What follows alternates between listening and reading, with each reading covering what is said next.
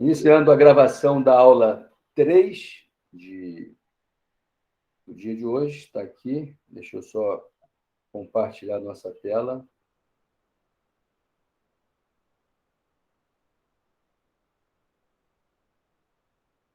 Compartilhando a janela. Aqui. Então, está aqui. Então, para a gente ver aqui, deixa eu só voltar aqui na aula 2, que é importante a gente fazer o feedback aqui, para vocês não perderem, para não perder o fio da meada aqui, aula 2 aqui.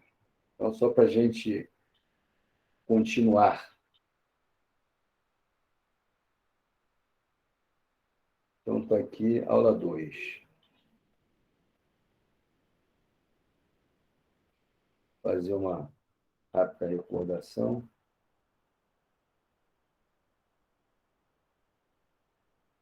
A janela, aula 2 aqui. Essa aqui não.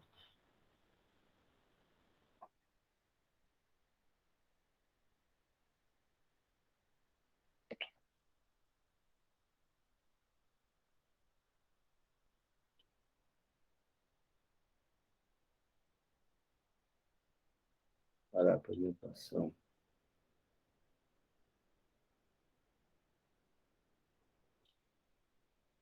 Então, pessoal, na semana passada, só para a gente fazer aqui um bisuzinho rápido aqui, tá aqui, nós temos aqui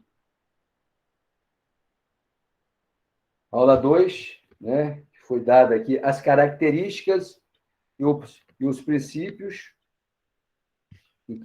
Nós vimos agora, fizemos exercícios, né? Falamos sobre a natureza pró-solvendo no título de crédito, né? A pró-soluto. Fizemos agora uma discussão, né? Falamos o que é pró-soluto, o que é pró-solvendo, né? Temos aqui, falamos, deixa eu botar um companheiro para dentro aqui.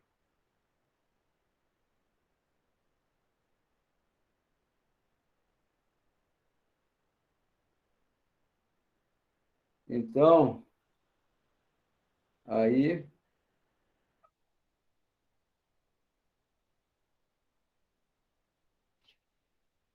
falamos sobre, fizemos um comentário, né, do professor Orlando Gomes, no que diz respeito a pró-solvendo, a pró-soluto, ok?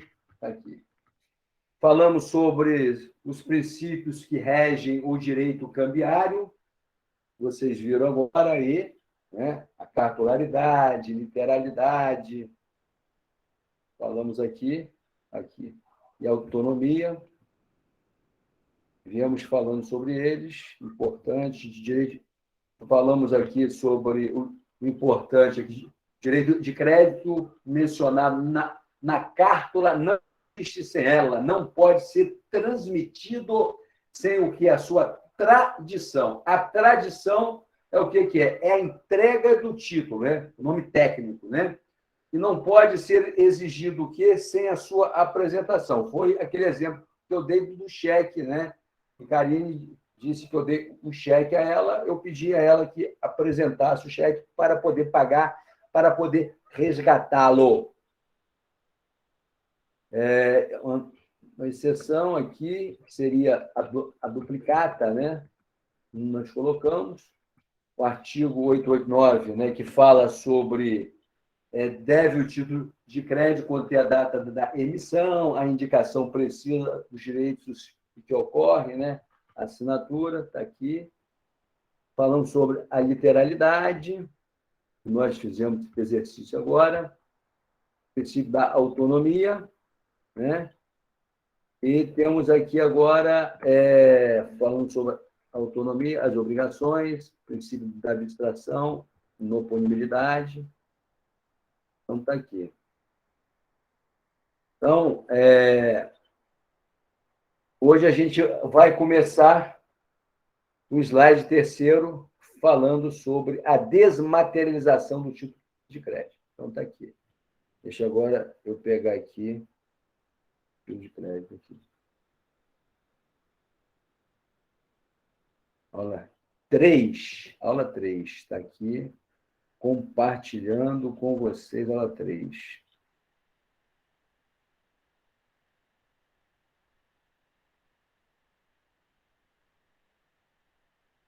Antes da nossa prova, né? Dia 30 a prova, né?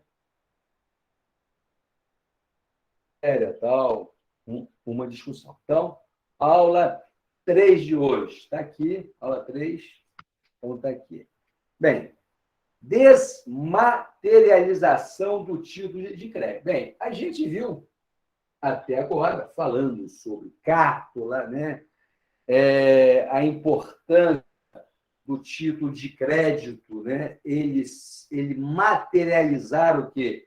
Ele vai materializar uma obrigação de pagamento decorrente de um negócio jurídico, né? Então, só que nós entramos agora numa era diferenciada. Nós estamos vivendo aí uma quarta revolução, que agora, não seria mais a revolução das máquinas a vapor, né? Agora nós estamos vivendo aí a revolução digital. O mundo está saindo da cártula, o mundo está saindo do papel e entrando o quê? Na economia digital. Então, a desmaterialização do título de crédito, ela é oportuníssima e demonstra, todavia, que o direito é uma ciência que está o quê? Está em sintonia com o seu tempo. Muito bem? Então, está aqui. Ao longo dos anos, os princípios cambiários foram o quê? Foram temperados, registrando o quê? Registrando importantes avanços hermenêuticos, né?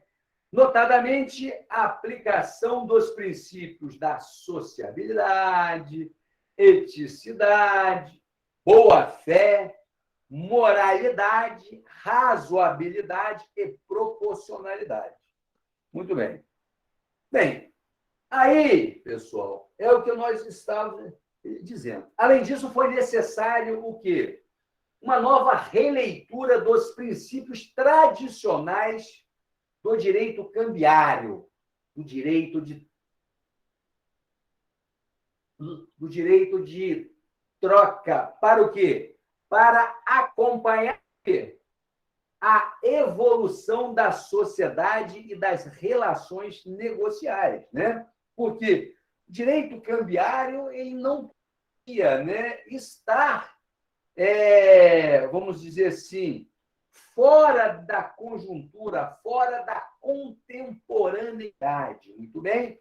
Então, foi sofrendo o quê? Mutações, modificações para que ele sintonizasse, para que ele ficasse afinado com as transformações do seu tempo. Então, está aí. Olha só o que nós vivemos aí no século passado, que foi o século XX.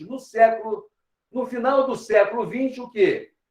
O comércio começou ao quê, pessoal? A traçar o quê? Uma nova extensiva via, que foi o advento da internet.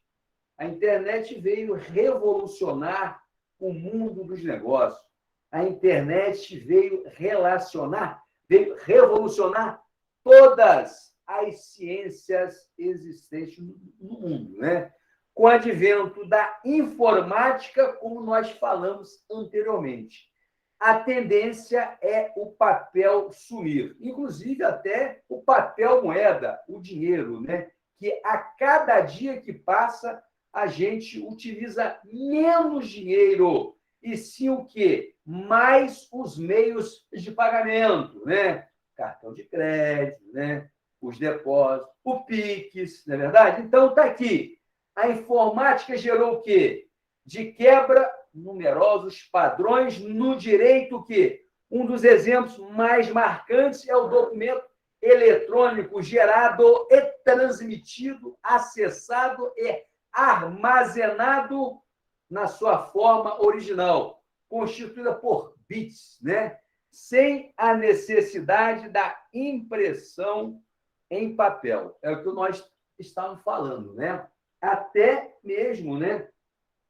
Existe, né? Hoje já as criptomoedas, né? A gente está vendo um monte de gente ir para a cadeia por causa do Bitcoin e outros tipos de criptomoedas. Então, nós, o direito cambiário não poderia ficar parado no tempo, né?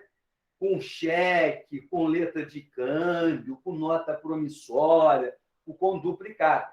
Todos esses títulos eles terão que sofrer reformulações, inclusive nas suas leis especiais também. Muito bem?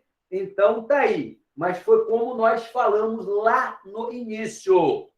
Os concursos públicos, os exames da OAB cobram muito essa matéria a título de crédito. E vai cair na forma tradicional, o que é letra de câmbio, o que é cheque, o que é nota promissória. Aí cai os princípios da cartularidade, literalidade. É por isso que nós temos que ter esse conteúdo na universidade. Mas eu tinha por obrigação demonstrar a vocês que esse tipo de matéria está sofrendo o quê? Está sofrendo a sua desmaterialização, porque a informática, a internet, ela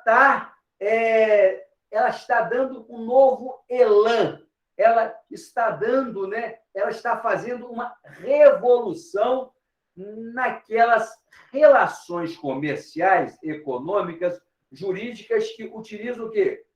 O papel. Inclusive, né? A gente sabe que os processos hoje são eletrônicos, né? De onde você estiver, você faz uma petição, você acessa o seu processo. Muito bem? Então, vocês vivem esta revolução. A área jurídica está em constante revolução. Aliás, o mundo inteiro. Muito bem. Então, o CCC, o Código Civil de 2000, ele já estabeleceu o quê? Uma importante inovação no artigo 889, parágrafo 3º, ao prever em verbis, ao pé da letra, está aí, artigo 889, já em 2000, né, o Código Civil já ventilou a possibilidade. Olha o artigo 889. Deve o título de crédito conter o quê? A data da emissão, a indicação precisa dos direitos que confere e a assinatura do emitente. Muito bem? Então, hoje um exercício sobre este artigo aí. Então, está aí. Parágrafo 1º. É visto o título de crédito que não contém o quê? Indicação de vencimento. Parágrafo 2º. Considera-se o quê? Lugar de emissão e de pagamento. Quando o quê? Não indicado no título o quê? Domicílio do emitente. Muito bem? E o parágrafo 3º, que efetivamente interessa a gente. Parágrafo 3º. O título poderá ser emitido que a partir dos caracteres criados em computador ou meio técnico equivalente e que conste o quê? Da escrituração do emitente, observado os requisitos mínimos previstos nesse artigo. Então, o parágrafo 3º do Código Civil de 2000 já permite a possibilidade dos títulos de crédito serem emitidos de forma digital para facilitar os negócios jurídicos. E é cada vez mais raro a utilização do cheque. da ordem de pagamento à vista. Muito bem. Então, a tendência é também a tendência. A tendência é o título eletrônico. É o que está dentro. Então, o tema da aula de hoje. Ou seja, a desmaterialização do título de crédito. Muito bem. Bem, daí, com a introdução no nosso direito dos títulos de crédito virtuais, questionou-se o quê, pessoal? Se houve o quê? Se houve mitigação ao princípio que nós vimos da cartularidade, o princípio de que o título ele tem que estar exarado numa folha de papel. Uma vez o quê? Que não haverá sempre o quê? O papel a ser representado, a carta, a cartolina, ok? O assunto foi tratado por diversos autores, muito bem? Vejamos o posicionamento de alguns deles. É oportuno vocês conhecerem aí para robustecerem o conhecimento, a teoria de vocês. Então, Willy Duarte Costa propõe o quê?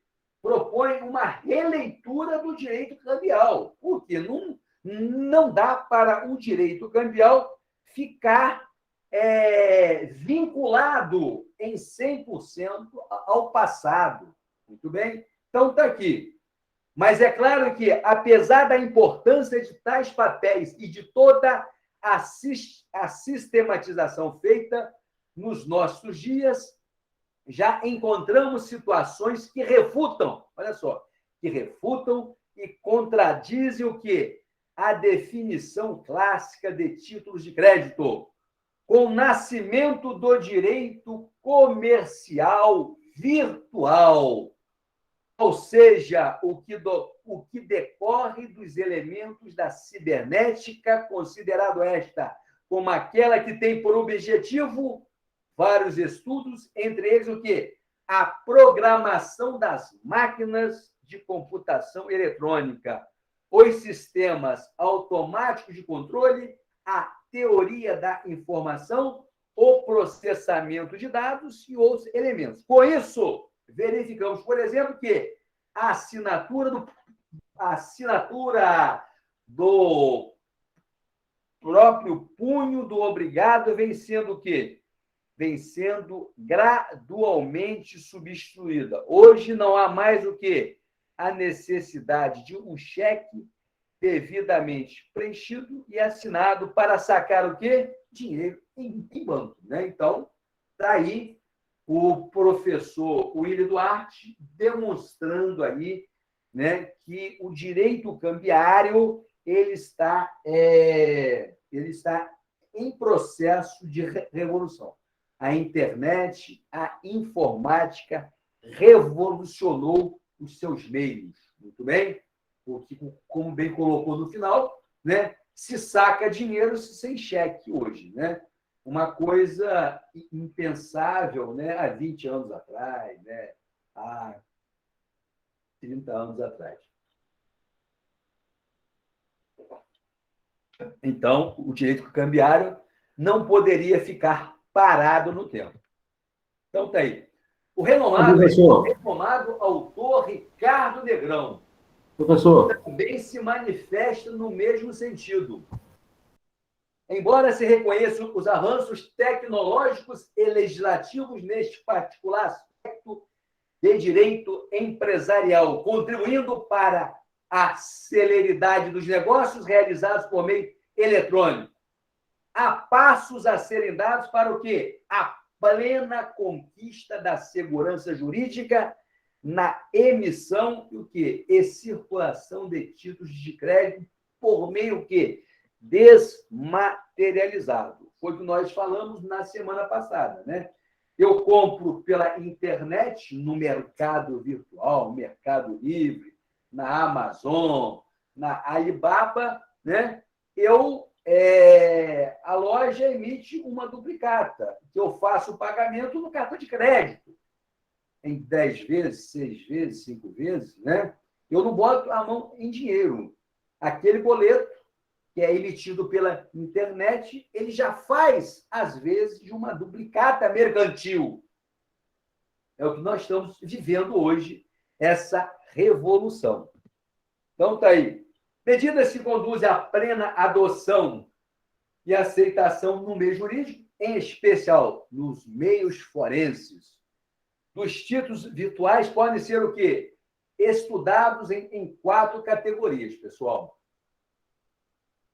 Segurança de dados, assinatura digitais, a prova da operação e efeitos jurídicos. Então, essas medidas aqui, né, para dar maior credibilidade, né, para dar maior agilidade, né, nas relações, você tem que ter, né, esses meios eletrônicos, eles têm que oferecer o quê? Né? Atributos, né, como a segurança de dados, uma assinatura digital, a prova da operação, ou seja, né, uma contraprova, né, e os efeitos jurídicos disso aí, ok? Então, está dado aí. Por fim, conclui os autores. Como se percebe, estamos próximos de quê? De uma nova concepção acerca dos títulos de crédito. Mitigando o quê? Mitigando e minimizando o quê? A necessidade de sua apresentação em meio de papel. Então, pessoal, o princípio da cartularidade, que nós estudamos aí, e a Karine fez uma abordagem muito grande dele, ele está sendo, sim, está sendo mitigado, porque, pelo princípio da cartularidade, o negócio jurídico, né, ele é expresso no título de crédito, no papel. E para você receber a sua obrigação, né, aquele crédito, muito bem, você deve apresentar o quê? A cártula, o papel. Todavia, nesses casos aqui, né, que nós vivemos essa revolução digital, costuma-se dizer que nós estamos vivendo numa economia digital, né? Então, não tem mais razão de ser da materialização. Não digo razão de ser, fica pesado demais, né? Eu exagerei. Então, nós temos que buscar aí um meio termo, né? Então, diz aí, quanto mais se desenvolva sistemas seguros acerca da identificação, assinatura virtual do emitente do título e de todos aqueles que por ele se obriguem, mais fácil concebermos o quê? A apresentação do título de crédito em meio magnético. Então, é aquela velha história. Vamos ser razoáveis com o princípio da cartularidade.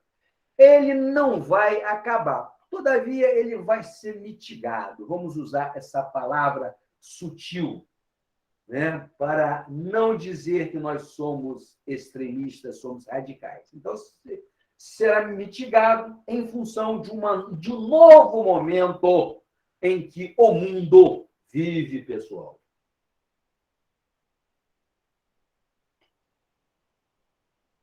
Então, está dado aqui. Então, o título de crédito em que a doutrina é pacífica em aceitar a possibilidade de ser utilizada a forma virtual é a duplicata. Então, importante essa observação aí, tá? A doutrina já pacificou, ok?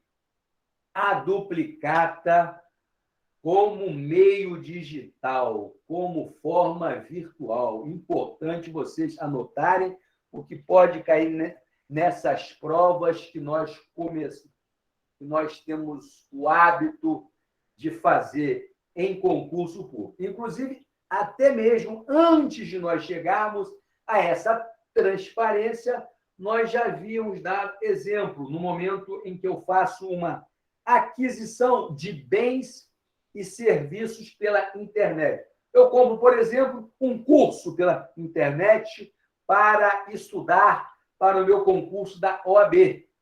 Eu estou comprando um serviço, né?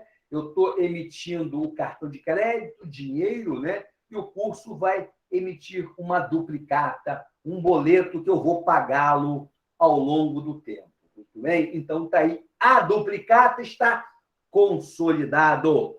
A duplicata está pacificada pela doutrina. Bem, no tocante às duplicatas, o artigo 8º, parágrafo único da lei número quê? Número 9.492 de 97. ADUZ, anotem, por gentileza, esta lei, esse artigo, para vocês se estruturarem para os futuros concursos. Então, o que aduz esse artigo? Artigo 8º. Os títulos e documentos de dívida serão o quê? Serão recepcionados, distribuídos e entregues na mesma data aos tabelionatos de protestos, obedecidos os critérios de quantidade e qualidade. Então, olha aqui, o artigo 8º, ele está muito assim, né, vinculado à cártula, né? Olha só, repetindo, os títulos e documentos de dívida serão o quê? Recepcionados, distribuídos e entregues na data aos tabelionatos de protesto, obedecidos os critérios de quantidade e qualidade. O que está dizendo aqui? Bem, se eu for fazer um protesto de uma duplicata, um protesto de um cheque, pessoal, de uma pessoa que não quis me pagar ou vacilou comigo, eu vou ter que levar no cartório de protesto o quê? O título. Eu vou ter que levar o cheque, a duplicata, a nota promissória para que eu possa fazer o quê? Um protesto, para que eu possa o quê? Executar aquele crédito. Mas antes de executar o crédito, eu faço o quê? Um protesto. A gente vai estudar isoladamente o protesto, tá?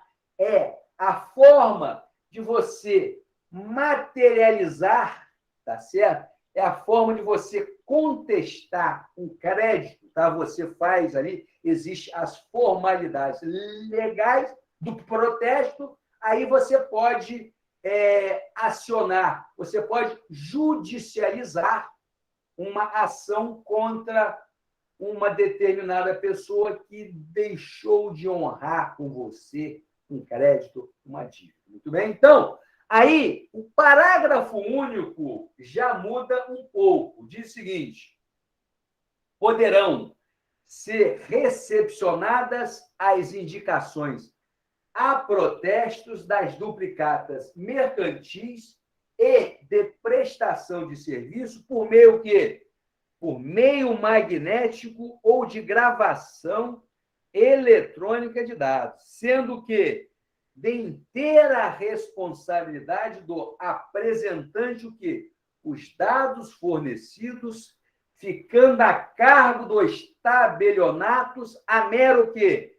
A mera instrumentalização das mesmas. Então, vocês olham que o parágrafo único do artigo 8º, ele já permite que nós façamos um protesto de duplicata mercantil, de duplicata de prestação de serviço, o quê? Por meio magnético e de gravação eletrônica. Já é uma evolução relevante, já demonstrando que o direito cambiário está em sintonia com o novo tempo, o tempo da internet, o tempo da economia digital. É isso que esse parágrafo já diz para a gente, né? Eu não preciso mais ter a duplicata materializada ali para, né, eu fazer o protesto de um determinado agente que não honrou o seu compromisso comigo. Ok? Então, vamos anotar esse artigo, este parágrafo, porque isso aí é relevante para a nossa carreira, para a nossa vida de estudante acadêmica e para o concurso da OAB. Muito bem? Então, nós temos aí, pessoal, uma coisa interessante. Nós temos aí, né, em virtude do dispositivo legal, nós acabamos de falar sobre ele e discuti-lo, verificou-se o quê? A utilização em larga escala das chamadas duplicadas virtuais, lógico, né? Consubstanciadas aonde? Na operação por meio da qual o quê? O vendedor transmite o quê? Por meio magnético, ordem ao banco para a cobrança do sacado, entendeu? Então, né, o banco já se incumbe, né? Então, o vendedor, uma empresa, né? Uma empresa onde eu compro um curso, né? Onde eu compro um produto, ela já faz o quê? Já faz a transmissão por meio magnético, né? Ao banco, e o banco que produz, o banco é que faz a cobrança do devedor. Muito bem? Então, vocês olham aí que hoje existe uma celeridade no que tange aos pagamentos de bens e serviços. O que eu digo sempre, basta ter o quê? Nós temos que ter saldo na conta, né? Ou se não, crédito, né? É o que eu digo também. Não precisa ter dinheiro, é preciso ter crédito na praça. Tendo crédito na praça, obviamente que faremos bons negócios. E para ter crédito, é preciso ter o quê? Uma boa reputação. Ok? E para ter uma boa reputação, é preciso o quê? De dinheiro na mão. Sem dinheiro não vai. O sistema é capitalista. Muito bem? Está aí. De posse das informações enviadas, né? O banco, o quê? É o que nós falamos, né? Ele gera um documento chamado quê? Boleto bancário, né? Onde o quê? Onde consta as informações necessárias a respeito do título. O boleto é o quê? É enviado ao devedor, que de posse de quê? Do documento, dirige-se ao banco e efetua o pagamento na data do vencimento. Então, pessoal, é o que nós fazemos sempre, né? Nós já estamos envolvidos neste mundo, né? É por isso que costuma-se dizer que o mercado financeiro, os bancos hoje são indispensáveis, é tudo via banco, né? Por isso que eles lucram à vontade, né? Eles possuem lucros exorbitantes, porque nós dependemos muito dele. A economia real, ou seja, o setor de produção, ele depende do mercado financeiro, que são os bancos, né? É os bancos que estão aí fazendo, usando a gíria, fazendo um meio de campo, né? Ele faz a intermediação entre a empresa e o devedor, o seu consumidor. O banco é o meio, né? Ele faz a intermediação financeira. Ele emite o boleto, recebe o valor do cliente e repassa para a empresa. Então, são instituições indispensáveis no mundo atual.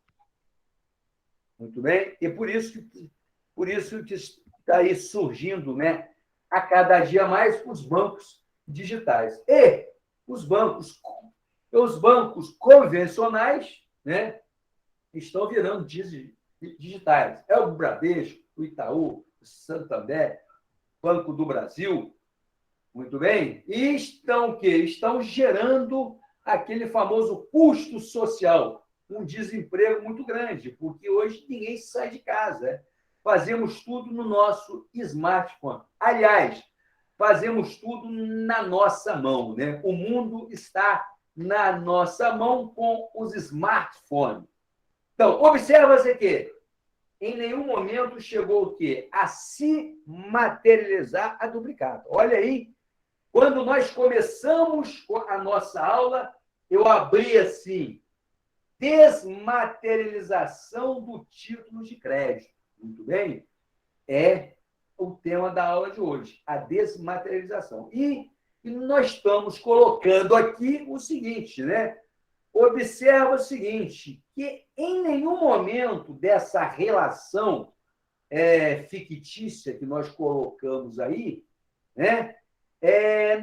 Não houve o quê? Não houve a materialização da duplicata, porque a empresa vendeu, informou os dados do cliente ao banco, o banco se incumbiu de enviar para o cliente o quê? A duplicata, né? Então, daí essa coisa bem digital, bem operacional, bem eficiente. Caso o devedor não faça o pagamento, caberá o quê? Ao banco o quê? Por meio magnético, encaminhar o quê? A ordem de protesto ao cartório. Então, veja como a coisa está sofisticada, pessoal. Antes, para eu fazer um protesto, seja de duplicata, seja de nota promissória, seja de cheque, eu teria que pegar o cheque, a cártula, a duplicata, ir até o cartório de protesto e fazer todo o procedimento, cumprir toda a formalidade legal. Agora não. Agora, pessoal, simplesmente, se nós não pagarmos as nossas obrigações, o banco ele manda uma ordem para o cartório de protesto e nós somos executados. Muito bem? Então, é essa a grande questão. É o preço do progresso, é o preço da gente, né, estar vivendo um momento de profunda transformações nas nossas vidas. Como, por exemplo, né, uma delas é a aula remota, aí, né? Mas não posso desfocar.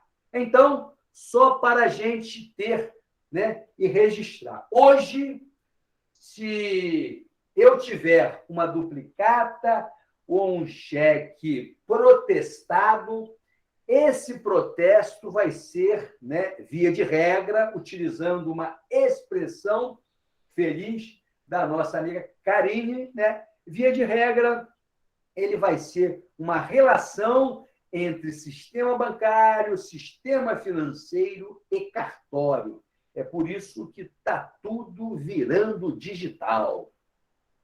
Tá aí, né? E aí, como o direito é uma ciência que evolui a todo momento, aí nós temos aí uma súmula, um informativo 467 do STJ. No mesmo sentido, é o quê? É o entendimento do Superior Tribunal de Justiça. Olha só o STJ aí se posicionando.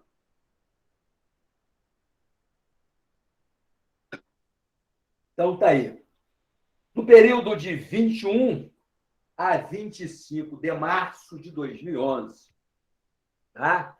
A terceira turma do STJ já está discutindo, olha só, o Código Civil de 2002, ele já permitiu que os títulos de crédito pudessem ser emitidos através, né, de meios digitais, que nós lemos lá no parágrafo 3º do artigo 889.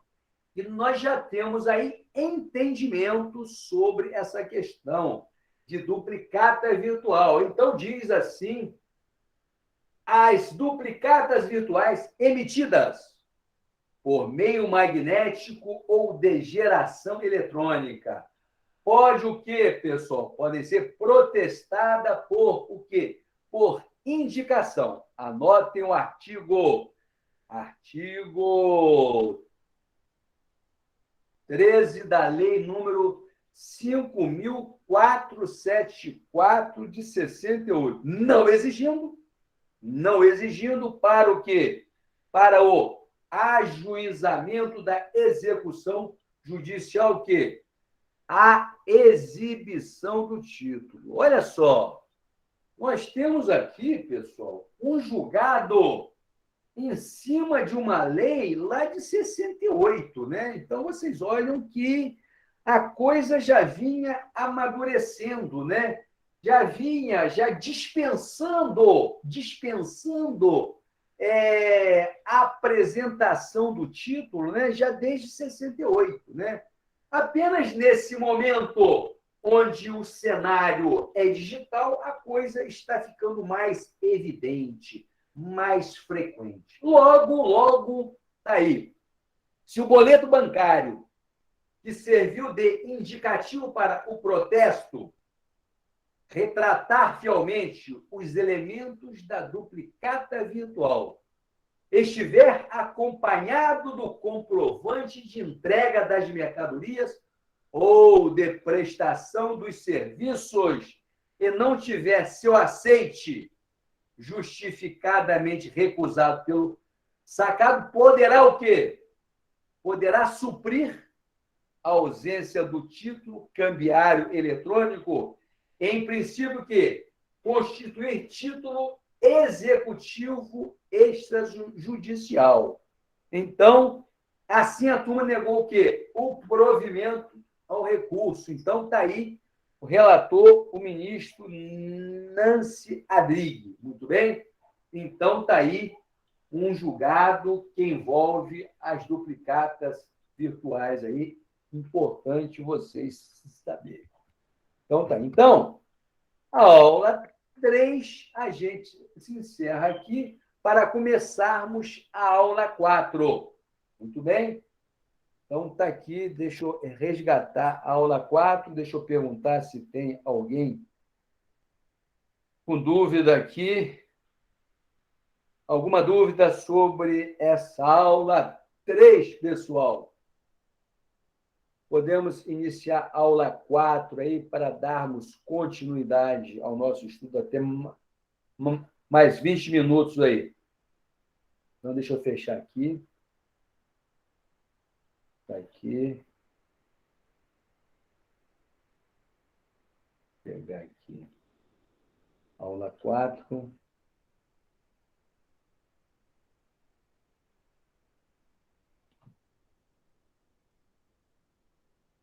Aí, aula 4. Então.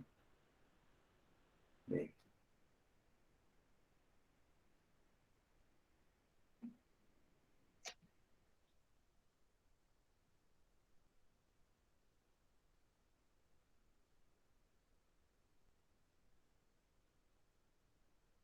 Professor, eu não estou conseguindo localizar nem a 3 e nem a 4 aqui no ambiente virtual, aqui, não.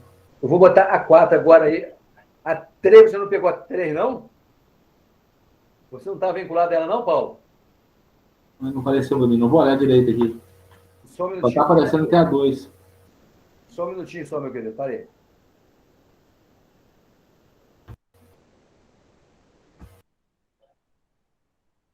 Vê se está aparecendo a 4 aí, meu amigo.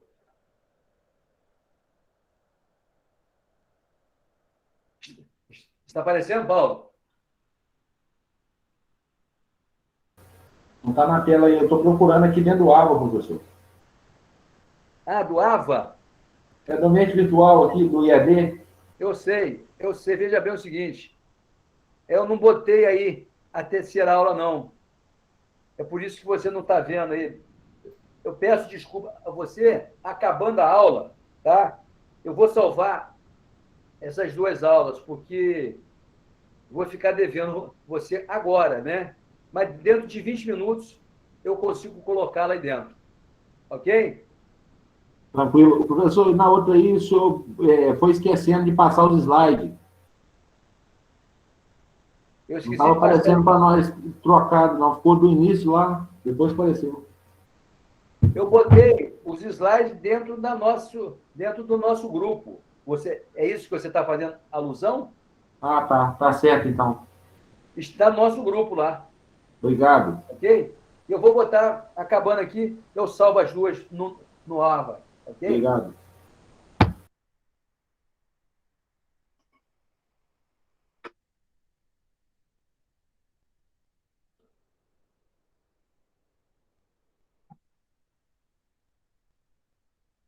Então está aqui, vamos lá.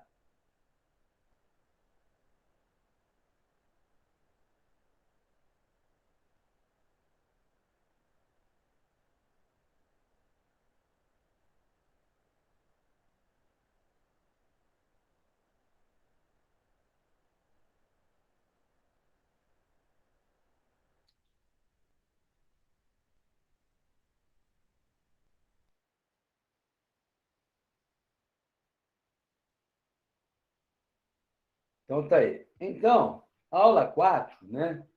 Nós vamos falar aí sobre a classificação dos títulos de crédito.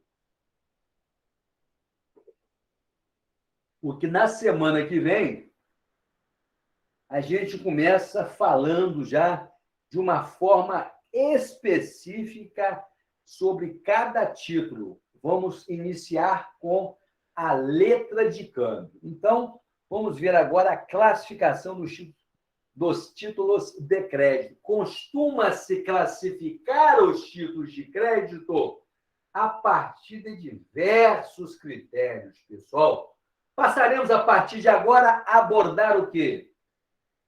Os principais critérios classificatórios utilizados pela doutrina. Então, vamos aí ver o que sobra para a gente aí. Bem, a classificação dos títulos de crédito no que tange, no que se refere às categorias. Então, nós temos aí, os títulos de crédito podem ser o quê? Distribuídos quanto ao direito que incorporam em várias categorias. As mais comuns e importantes classificam os títulos de créditos em 4 grupos. Em 4 grupos. Está aqui. Títulos de créditos próprios. Então, aqui, o que são os títulos de créditos próprios, pessoal? São aqueles que encerram o quê? São aqueles que finalizam, são aqueles que encerram uma verdadeira operação de crédito. São o quê? São os verdadeiros e mais puros títulos de crédito. Então, admite o quê? O saque, o endosso, o aval e o protesto. Neles prepondera o quê? O elemento pessoal, posto que são baseados o quê? Na confiança que merece os que dele participam. Como exemplo, nós temos o quê, pessoal? Nós temos a letra de câmbio, a nota promissória, a duplicata e o cheque. Então, os títulos de créditos próprios são quais? A letra de câmbio, a nota promissória, a duplicata e o cheque. Por quê? Porque eles encerram o quê? Uma verdadeira operação de crédito. Por quê? O que move você, o que move o comerciante, o empresário, o consumidor a pegar um título de crédito é exatamente o que? A confiança. A confiança. A confiança em quê? Nas relações jurídicas. Caso um credor de um título de crédito não honre o pagamento dele, Paulo Vitor, o ordenamento jurídico, as leis especiais, do título de crédito, seja da nota promissória, seja do cheque, da duplicata, o Código Civil está aí para amparar essas relações. Até o Paulo Vitor colocou no final da aula passada que não se verifica no cotidiano, né, esses eventos que nós acabamos colocando aqui. Mas, Paulo, é toda a legislação que rege os títulos de crédito que diz que eles funcionam assim. Mas se na prática, se no dia a dia, né, nos negócios jurídicos, não ocorrem dessa maneira como a lei faz a previsão, é porque existe o quê? Existe um acordo de cavalheiros entre as partes. Mas eu te garanto que se esse acordo de cavalheiros ele falhar, a pessoa vai buscar o quê? Vai buscar a legislação pertinente para resolver o seu problema. Muito bem? Então, importante a gente saber que títulos de crédito próprios são o quê? É a duplicata, a letra de câmbio, a nota promissória e o cheque, que nós estudaremos as suas respectivas legislações individualmente, aula por aula. Aula sobre letra de câmbio, aula sobre nota promissória, a duplicata, a cheque. Vamos estudar endosso, vamos estudar aval, vamos estudar o protesto, tá certo? Bem, aí nós temos o quê? Nós temos os títulos de crédito impróprios. São aqueles o quê?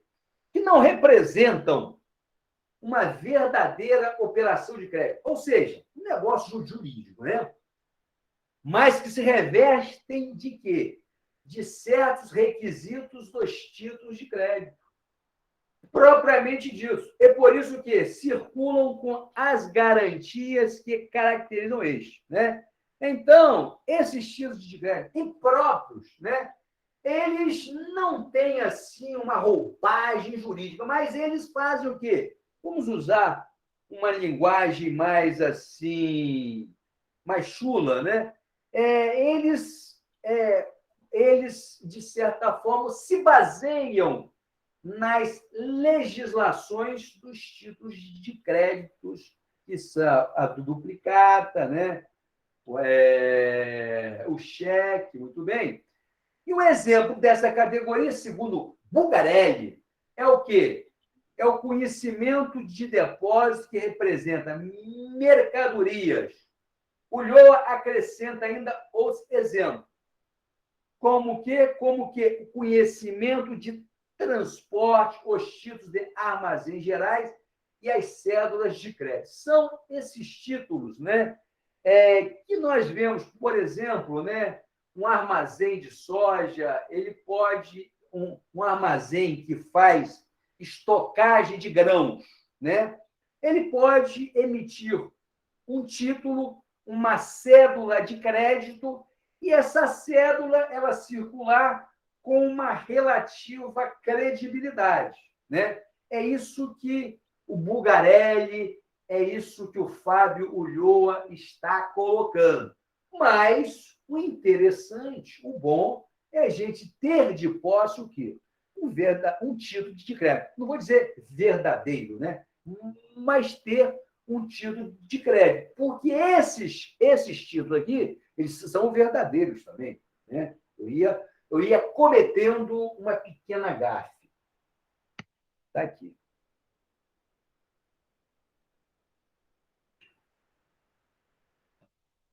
Aí nós temos a terceira categoria. Nós temos aí os títulos de crédito de aquisição de direitos reais.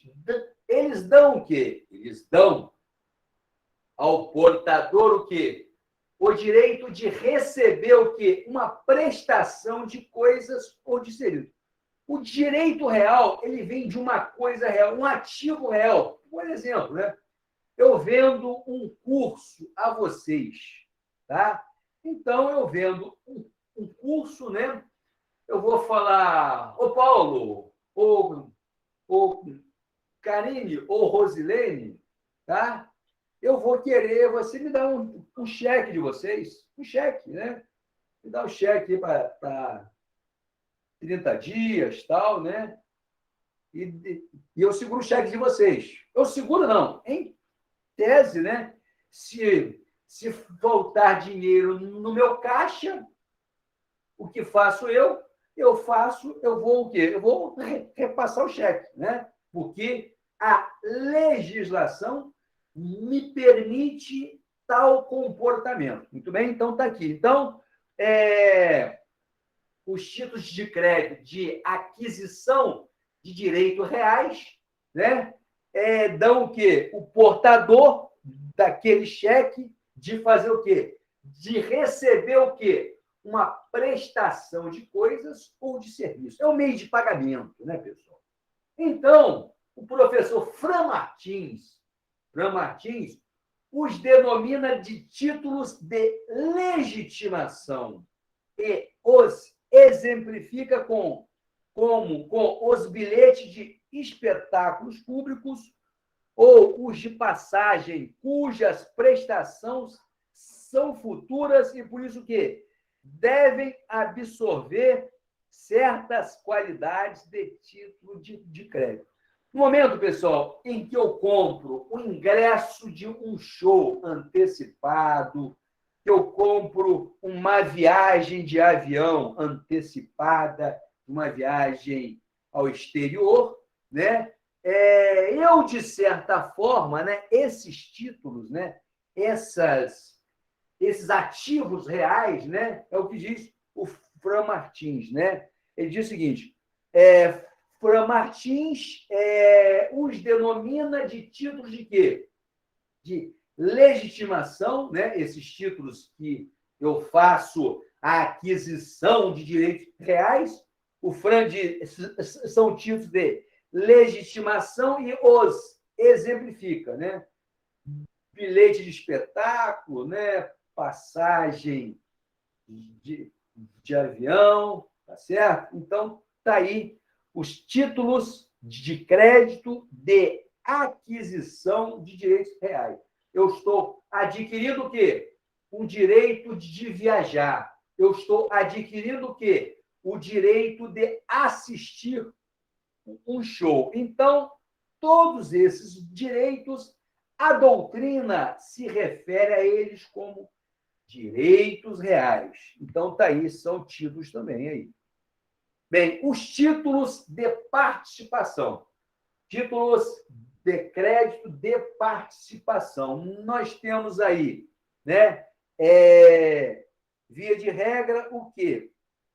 As ações, né? Eu compro uma ação de uma determinada empresa, né? Eu tenho o quê? Eu tenho um título de participação no lucro daquela empresa que eu comprei a ação. Eu comprei a ação do Banco do Brasil, da Petrobras, do Banco Itaú. Então, é o seguinte, dão ao portador o quê? O direito de participação, atribui a ele o quê? A qualidade de sócio. Então, a partir do momento em que eu compro a ação, né, um título de participação acionária no capital social de uma dada empresa, eu estou me tornando sócio desse empreendimento. É o caso, por exemplo, aí que nós citamos, né, das ações de sociedade anônima, né? As empresas que têm o quê? O capital aberto na Bolsa de Valores. É regido pela Lei 6.404 de 76. O acionista aí tem o direito de quê? De participar dos interesses sociais, não só os relativos à administração, né? Ao conselho de administração, pessoal, como também o quê? nos resultados financeiros obtidos. Então, a ação de uma dada empresa de sociedade anônima com capital aberto na Bolsa de Valor também é um título. Muito bem? É o que está dizendo aí. Esses documentos, porém, inclusive circulam o quê? Mediante endosso ou simples o quê? Ou simples tradição, a entrega deles. Então, esses títulos, eles podem, né? As ações podem circular no mercado financeiro através de assinatura, endosso ou pela simples entrega deles ao interessado, com o desenvolvimento quê? Do mercado de capitais, ou seja, das bolsas de valores. Os títulos de participação tiveram o quê? Grande incremento, principalmente em quê, pessoal? Em razão de sua fácil negociação nas bolsas de valores. É o que nós estamos falando aqui. Muito bem? Então, está aqui. Aí nós temos uma outra categoria que seria quanto à forma de circulação. Os títulos de crédito são o quê? São destinados, sobretudo, o quê? À circulação. Como bem observa o professor Vivante, cada título nasce com sua lei de circulação dependente da vontade do quê? Do legislador ou de quem o emite. Assim, a circulação de cada título se faz de forma diferente. Então, a grande questão do título de crédito, pessoal, inclusive nós foi objeto das discussões dos nossos exercícios, né? É a circulação, porque no momento em que ele circula, eu reitero, ele dinamiza o sistema econômico. Nós geramos mais negócios jurídicos com a sua circulação. Então, a circulação é o grande lance do título de crédito. E nós temos o quê? O título ao portador, né? Não revela o quê? O nome da pessoa beneficiada. Tem inserido o quê? A cláusula ao portador ou mantém em branco o nome do beneficiário. O que é um cheque ao portador? O cheque ao portador é aquele cheque em que eu não boto ali, tá certo? O nome de uma dada pessoa. Porque se ele é um cheque ao portador, ele pode simplesmente o quê? Ele pode simplesmente circular de mão em mão. Agora, a partir do momento em que eu boto no cheque, o título é a Rosilene. Então, só Rosilene vai poder o quê? Vai poder sacar aquele crédito no banco. Muito bem? Então, diz aqui, na condição de título ao portador, nessas condições, o quê? Será o quê? Considerado, né, titular dos direitos incorporados no documento o quê? A pessoa que com ele se apresenta. Então, se ele não é nominativo, tá certo? A pessoa que pegar aquele cheque ao portador, tá? Ele vai se incorporar dos direitos que a legislação faz a sua previsão. Muito bem? Então, está aqui, segundo Fran Martins, já encerrando aqui para a gente. Segundo Fran Martins, explica-se a sua existência pela aceitação do princípio de que o emitente não se obriga apenas com a pessoa certa e determinada, mas com a coletividade de pessoas que, eventualmente, venham a ser detentoras do título em virtude de sua característica de circularidade. Então, pessoal, veja bem o seguinte, o que o professor Fran Martins diz? Ele diz o seguinte, olha, o título ao portador, ele não está o quê? Endereçado a ninguém. Ele está endereçado a quem? A coletividade. Aquele que puser a mão nele vai poder sacá-lo em qualquer circunstância. É isso que ele está dizendo. Por quê? Se eu boto o meu título de crédito nominativo a determinada pessoa, somente aquela pessoa vai ter o direito incorporado, né, segundo a legislação. Muito bem?